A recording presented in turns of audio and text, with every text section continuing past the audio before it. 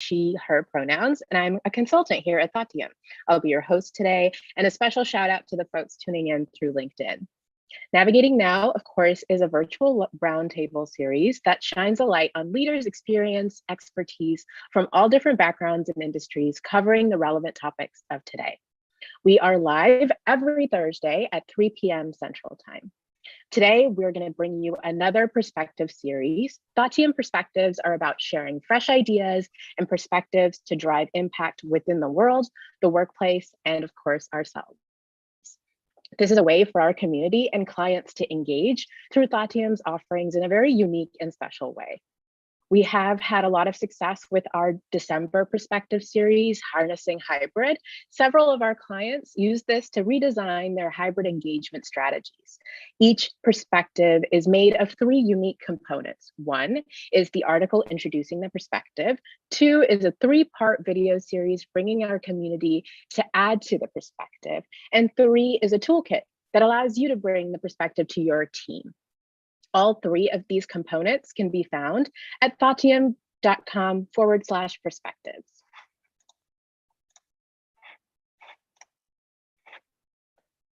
At Thoughtium, we emphasize the idea of creating space in everything that we do, creating a space for growth and development as a team, with our clients, and individually. This series is called Enhance This Space, in which we explore how to enhance the environment around us individually, as a team, and in our community. Today's episode will be focusing on individual space, navigating our emotional and physical health while continuing to achieve our goals every day. Having a strong sense of self lays the groundwork for how you can be effective professional and a team member. So today we have Katie Bellamy with us. She is going to be talking about the constant changes and phases through our lives and how we can develop mental and physical resilience in our emotional and mental space. Katie, do you want a chance to talk about yourself and introduce yourself? Sure. Thank you so much for having me. I'm so glad to rejoin you all in this series. So like you said, my name is Katie. I use she, her pronouns, and I am a therapist, recovery coach, and a Reiki Master. I am based out of Chicago, but see most of my clients via telehealth, so see folks all over. And I work with a lot of different aspects and needs, primarily recovery, whether it's recovery from substance use, anxiety, depression, trauma. And I do a lot of mind, body, spirit work. So I'm a talk therapist, but I'm also a dance movement therapist and incorporate some energy work through my Reiki practice as well. That's really cool. Thank you, Katie. Since today we're going to be talking about enhancing the individual space, what does that mean to you?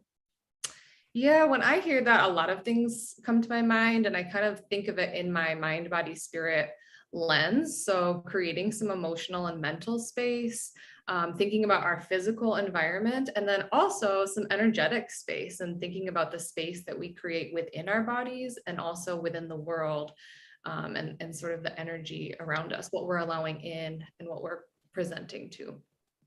Absolutely. I think with the current kind of zeitgeist and cultural shifts, we are experiencing a lot more stress. And, there's some statistics on it about, according to the American Institute of Stress, it sounds like 80% of adults are experiencing stress while working.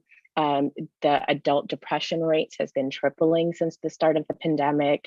Over 40% of employees are concerned about asking for mental health services or even time off.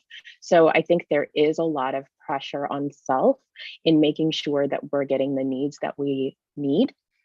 How do you talk us through some of our, some practices that you have to help individuals ease their stress? Yeah, so I love that question. And I also love that this series builds upon our individual to the team and then community space, because that's another trend that we're seeing. Although there's this like collective stress and anxiety, oftentimes it's put on the individual to fix it instead of our communities and different organizations creating the shift. But that said, of course, there are some things that we can do to take care of ourselves. Some of the basics that I personally incorporate and that I teach to clients to use on a daily basis are things like breath work, grounding, those simple self-care, body-based activities to kind of create like the calm space within our bodies, or when we're experiencing stress, to kind of let it out as it's building instead of letting it build up and then erupting. So I think we've done some on some of these series before, but some of my favorites are box breathing, or doing a body scan where you kind of just check in and practice some mindfulness where you're not judging what's happening, but just noticing, naming different parts of your body to see what's present, what is in my physical space today, in my emotional space, and doing some scans and checking in. Yeah. Can you talk us through a little bit of the box breathing? Yeah, of course. Box breathing, it helps let our nervous system know that there's not a threat, and it can help us feel calmer. So the box breathing, you can envision a box in front of you, and the goal is just that your inhale and your exhales, everything is even. So you would breathe in for a count of 4, you'd hold for a count of 4, you'd breathe out for a count of 4, and then hold for a count of 4. And you just repeat that. And it's pretty amazing how just a few cycles of that can just create a shift in your own body or in the energy of a room, and how that stress level can just start to decrease. Yeah, one of the things I think I found out about myself about working from home is that there's no like end to anything. It feels very fluid. When you're going to a meeting in a physical space and you're entering a room and leaving a room, whatever is associated with that meeting, almost the energy of it stays in that room, where I notice that I'm just carrying it with me all day. Yeah. Can you, how do we, go ahead. Yeah, it just makes me think of how our space often now it's virtual space versus some of those physical spaces. And some of the things I do for myself between meetings, between clients, or share with other people, is to do something like box breathing or some grounding or a check-in in between meetings, or create your own sort of physical commute. So like you said, if you're in a building and you're moving between rooms, creating, your daily schedule so that you're not going back to back to back, because that you want to do that in an office, right? So like taking a walk around the block, or moving rooms in your house, or breathing or stretching, or doing something to expel the emotion and energy from different times during your day.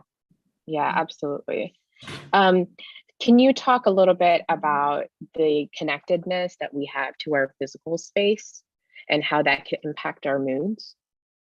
Sure. Yeah. So I'll start with a strategy, something that I noticed for myself, like you were saying, when we go like not only meeting to meeting to meeting, but then if we're working in our physical space, we're working in our home, that relationship is different, right? When our home is our office versus when our home is our home. And oftentimes what I've been seeing is that that sticks around. So one strategy that I personally have found helpful and others have found helpful is that when your physical space, when you are wanting to transition it into, now this is relaxation time, this is me time, this is not work time, is to create some physical changes. So maybe it's lighting a candle once you close your laptop. Or for me, I'll sometimes change lighting, because I will sometimes like work from my kitchen table, and now I'm eating dinner at my kitchen table. But if I turn off one set of lights and turn on another set, or turn on some music, or making some changes in your physical environment, can be helpful to cue us into like what are we doing in the space at any given time. A friend of mine, she likes to wash her hands at the end of the day. She's been at her desk and that doesn't need to be washed, but I think the act of it, of cleansing, kind of makes her feel better that the day is ended. So I think that practice of something like bookending your day is good. Yeah, having some of those rituals, and then the added intention, right? So the ritual of washing your hand itself sounds helpful as like a cue, but then if we add the intention of I'm washing away all my stress, or I'm releasing any anxiety, or I'm transitioning into comfort, and that can kind of heighten the practice even more. Yeah, I think there's also a shift when, it's winter in Chicago versus, Yeah. warmer months in Chicago. The weather provides us so much accessibility to the outdoors in a way that we just don't have access, or maybe even hesitant to like take a walk when it's 20 degrees outside or 10 degrees outside. How can we, you know, more, the physicality of moving around or taking a walk? What's available to us in our home? Sure. Yeah. So for myself, sometimes I will just move room to room, take a walk. Just for me, stretching is huge. So creating some like actual space within our kinesphere. So Hmm. this will happen a lot, like being on the laptop, right? We think like we're here instead of remembering this is one piece, like I'm in a larger room. And so thinking about the kinesphere or kind of like the space bubble around you. And when we're Oh, working interesting. or feeling stressed, it often gets smaller Yeah. and it shrinks. So if you Hmm. can think of stretching or even just taking up more space, if even stretching isn't feeling accessible, of like Hmm. widening your space bubble, creating more space around you, looking around your space can be helpful. I'm gonna sit up straight. I'm gonna put my Yeah, shoulders I have back. to constantly remind myself, like, okay, I know. zoom out, get some perspective. Yeah. Yeah. I'm actually pretty susceptible to my environment. Like I have a natural kind of hunched posture. And so I'm trying to be better at like sitting up straight because, now we're going on 3 years of working from home. It's starting to impact my alignment and, Sure. my back is having a little bit of pain. So making sure I'm stretching all the time. I have like an ergonomic chair. I think like for me, I've tended to be more reactive because there are these things that my body has highlighted as problems. But I think before even getting to that state, we should just be aware of the way that we're sitting and spending 8 hours a day, on our computer. And I am very like hunched over into this screen, right? Yeah. Yeah. Yeah. Whether it's stress or even if it's something like you're interested in, right? We zoom Yeah. in. And I love that point about not letting it become a reactive, like waiting for something to go wrong. So it's doing something like a body scan where you're getting to know your physical body and how it moves in the space because it's got a lot of wisdom. It'll tell you Mm. way earlier than pain, right? That like, hey, you're sitting funny, Hmm. things wrong, Yeah. or we're feeling anxious, or this doesn't feel right. And so the more we can tune in and just get to know also when we're feeling good, like what is feeling aligned? How do I know that I'm not stressed? What does that feel like Yeah. in my body? What does joy feel like? The more we Yeah. can enhance that relationship between our mind and our body and our energy, the more proactive we can be. Yeah. I feel like, part of schooling and the industrial complex within our culture and our society has conditioned us to be really like obedient, and part of that obedience comes from like a detachment to our body. We have to ask permission to go to the bathroom, we have to, raise our hand and all this stuff. And the more we learn those kind of behaviors, the farther we become from our bodies. And I'm trying to actively, be a little bit more connected. Unfortunately, it has taken pain to do that, but I'm much more conscious of it than I used to be, for sure. Yeah. Yeah. I've heard it called like floating head syndrome, right? Where society in general Oh, really yeah. prioritizes, what do you think? Or this is what I think. Or even when we communicate, we think we're Mm. communicating feelings. And then oftentimes, Mhm. oh, that was actually a thought, not an emotion or a feeling or a sensation. So Right. there is some unlearning and relearning to do around like, how do I describe the sensations in my body? And how do I Yeah. prioritize my feelings as much as my thoughts? And Yeah.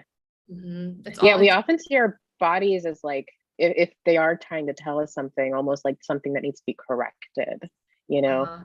Uh-huh. like, and not something that needs to be listened to. Yeah, I love that. Yeah, it doesn't always mean something's wrong or needs to change. And that's sort of with mindfulness. I often say it's Hmm. the second part that's challenging. So mindfulness is noticing with non-judgment or being aware Hmm. and accepting. So sometimes we'll Hmm. get the noticing down, like my jaw is tight or this feels Uh-huh. expansive. And then we'll add some judgment on instead of just noticing to notice and noticing without Yeah. judgment. This is this is how I'm taking up space today, and it's okay. Yeah. So when I'm doing, let's say, a body scan and I'm just making myself aware, does over time, does it, will I become better at kind of like intuitively knowing what my body feels as opposed to checking in?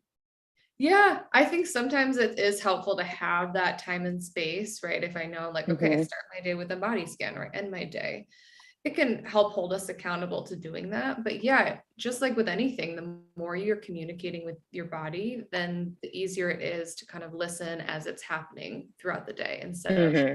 dedicated time and space. Yeah, you Mhm. talked a little bit about the kinesphere. Can you talk a little bit more about what that entails and how big is it? Is it, does it, do I still have it when I'm in the office, or is it more so when I'm alone? Anytime. Yeah. So the kinesphere in a movement lens could be about physicality, but it also, if we Okay. want to get into some of the more energetic woo side, right? It can also, you can think of it as like the aura or the energy around you. Hmm. So physically, right? Like we're always adjusting our kinesphere, the space we're Hmm. taking up, right? So think about if you're at the office and you're walking in, you're feeling jazzed, like your kinesphere might be kind of big, and then you get into a crowded Yeah. elevator and it shrinks, and then you get back out. So we're always able to kind of Um, adjust that, the space that we're taking up. With hmm. energy, we can also think about like what's coming into our energetic field, what are we emitting out, and how do we want to adjust or become aware of that. That's so interesting. When you were talking about the space that we take up, it reminded me of the time I was last in India. And in India, people perceive me as very American, even before I speak, or, I'm usually dressed in Indian clothes. And when I ask them how, they're usually like, you have such an American demeanor. And it Ah, must be because of the space that I take up, right? In America, there's so much space, personal space, that our bubble is a little bit larger than, countries that have a larger population. So it's like clicking to me why, yeah, why people perceive Americans in a particular way. Isn't that totally. fascinating? Oh, what a cool Yeah. anecdote. Yeah. Yeah, I would Yeah. imagine that it has to do with the kinesphere and the space you're taking up. Yeah. Mhm. Wow. That's so cool. How do you think technology is kind of impacting the way that our mental space and physical space is like currently, what it's currently in terms of changes? That's a great question. This is my own personal speculation and maybe some shifts I've seen in my clients as of late. Hmm. Some things that come to my mind are like the urgency. So, Hmm. right, it's like a constant, this energy of there's like always something to do, something to check, something, Yeah. it's A efficient. notification Also, going off. yeah, it translates to urgency in that like our nervous system. So back to that box breathing of like needing to let our nervous Mm. system know that we are not, it's not a threat and we're not in a life-threatening situation. But sometimes the Yeah. energy around and with everything that's happening in the world today, right? So it's urgent Hmm. and fast and quick and also tragic and so much grief and Yeah. trauma that it is a lot Yeah. on our nervous systems to take in. And I talk a lot about boundaries with technology with clients and like no Hmm. phones in bed, maybe time limits on your phone, creating time on your calendar that says like bathroom break or breathing break, Yeah. Yeah. creating some of those pauses. The paradox I find with technology is that in a moment in time where we're the most isolated we've ever been, and so depending on technology for connection and community, on top of that, working and meetings, they're all kind of like commingled in this like tech space for the first time ever. And so for me at least, the boundaries seem harder. Like, oh, what if I miss something that my friends are talking about? Have I missed out on an opportunity to connect with them? Things like that, where it used to be not as blurry, right? Yeah, right. Yeah, that sort of Yeah. like fear of missing out, or even Hmm. in a professional way of like, am I gonna get found out, or Yeah. am I gonna think that I like don't care about my job because I have a 30-minute walk in my day, or yeah. Hmm. Mhm, mhm. Yeah. I think technology is interesting in that way. And, with all the notifications and the pings and everything, it's almost like, I hope I'm getting the psychologist right, the Pavlovian, like Mhm. he's the one that had the training, the dog, right? Yeah. The dog was so trained to the whistle. Yeah, I think we're doing that to ourselves, Yeah. Yeah, totally. I mean, right? for me personally, like taking work email off my phone, turning off Mm. notifications for social media, keeping my phone on vibrate as much as possible, if not do not disturb, all of those things. And of course, like it can change day to day, right? If there's something more immediate happening, like turning things on but being able to adjust those boundaries. But really Yeah, like unwinding from and releasing some of the guilt or the anxiety that comes from being a little bit more boundaried and not accessible yeah. all the time. Yeah, is this kind of like a more new age concept that we should establish boundaries? Because when I think about my parents' generation or the generations previous to them, it was like that kind of discussions weren't happening, let alone not just in the workplace, but even like within family and community boundaries, right? Right. What do you think has shifted that has made boundary setting so important? I think it was always important, but like you're saying, I think that people prioritizing it's maybe shifting. I mean, Mm-hmm. those statistics you named at the beginning probably has a lot Yeah, to do with it, right? Rising rates yeah, on mental yeah. health concerns and they also look different for different individuals, for different communities, Mm-hmm. for right. So we can't just say like set this boundary and that it'll apply to everybody's life and lifestyle and Yeah. needs. But I also like to remind people that boundaries are not only what we say no to, but it's also about what we're saying yes to. Oh, I like that. So Say more, please. yeah, as a recovering people pleaser myself, it's like helpful to remember that, because the no's are hard and saying Yeah. no to something can be really challenging. So I remind myself that I need to say no to that because it's not aligned or it's something it's no Hmm. longer serving me. And with each no, that means I have more space and time to say yes to something, right? So if Yeah, I it's a say really no good, great point. on a new client, that means I'm saying Hmm. yes to time for self-care. Or if I Yeah. say no to this relationship because it's not aligned, or this job because it's not aligned, that means I'm able to say yes to a higher salary, Yeah. or a relationship that is aligned. Yeah. Mhm. Yeah. I think that's a great point, making more space for the things that you really want in your life. And soon, most of your life will be filled with things that you want to do as opposed to these obligations that you feel like you can't say no to. Right. Yeah. Being able to adjust and see that it's all in service of creating something that is more aligned and based on your values. Yeah. To pivot just a little bit, I think one is that we're constantly aware of our image via Zoom screen, like in our surroundings and our space. Do you think like personalizing our space or making the space feel like it's something we like seeing or like being in has an impact on our emotional state? I definitely do. I'm not in my home space right now. And if I was, I'd be like, I wouldn't be blurred and I'd be showing you all my plants just like you have.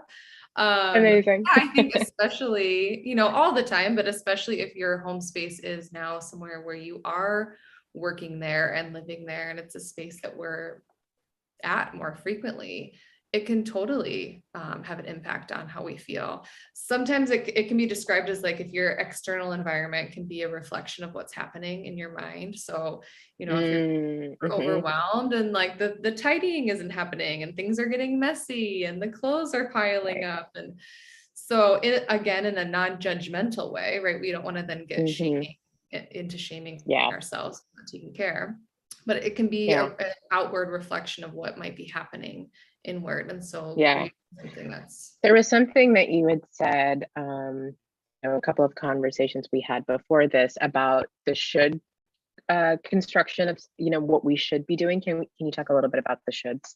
yeah. So we were talking about our personal space and our relationship to our environment, but also to our bodies. And something that comes up Hmm. a lot is like a shaming relationship. So, there's a lot of Hmm. should statements around how we take care of our bodies or our physical space, right? I should be cleaning more, or I should be going to the gym, or I shouldn't be eating that. And all of that is rooted in this like guilt and shame.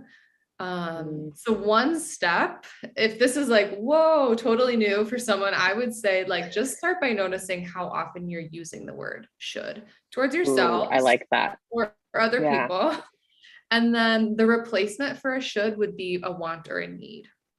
So I don't want to clean, but I need to. Or maybe it's like, oh, I don't need to clean. So it's a way of either acknowledging some actions needed, or a need needs to be met, or a desire wants to be met, or releasing, you know, because sometimes what happens is like the should ... I should clean, but ... I'm not going to, but I'm going to feel the weight of the shame for not cleaning. So shifting that into like, I don't want to clean and I'm not going to feel guilty. I have an example of the should. I'm taking art classes after, work and yesterday was a class. It's a lot of fun. I've been enjoying it.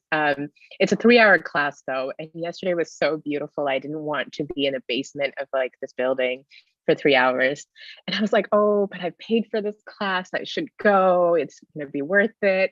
But at the end of the day, I didn't. I just walked outside and sat in a park. Totally. Yeah. But it was such a turmoil. It was such an internal struggle to just like a decision that I had complete control over, Right. It's still hard.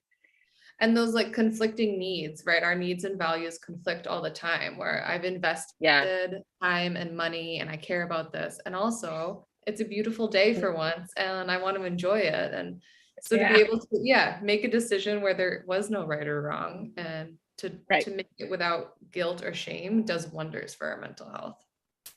Yeah. Let's talk a little bit about reflection and, regrounding. How do we tie in, especially when we're doing a body scan or looking at our individual space? How can self-reflection be beneficial for the self in how we show up to work?